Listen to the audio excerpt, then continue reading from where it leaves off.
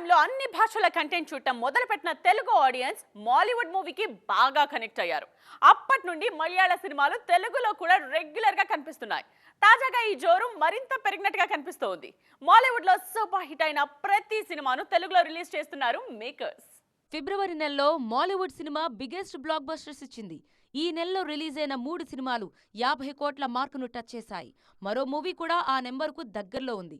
దీంతో ఆ సినిమాలు ఇప్పుడు టాలీవుడ్ ఆడియన్స్ ను అట్రాక్ట్ చేస్తున్నాయి. మాలీవుడ్ మెగాస్టార్ మమ్మూటి లీడ్ రోల్లో నటించిన ఎక్స్పెరిమెంటల్ మూవీ భ్రమయుగం.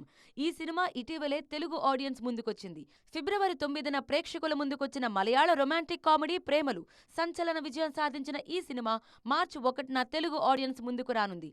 టాలీవుడ్ నుంచి బిగ్ ప్రొడక్షన్ హౌస్ ఈ సినిమాను డబ్ చేసి రిలీజ్ చేస్తోంది.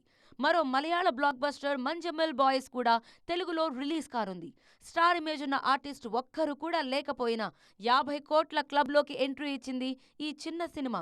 థ్రిల్లర్ జోన్రోలో తెరకెక్కిన ఈ మూవీని కూడా తెలుగులో డబ్ చేసి రిలీజ్ చేస్తున్నారు. మార్చి 15న ఈ సినిమా టాలీవుడ్ ఆడియన్స్ ముందుకు రానుంది.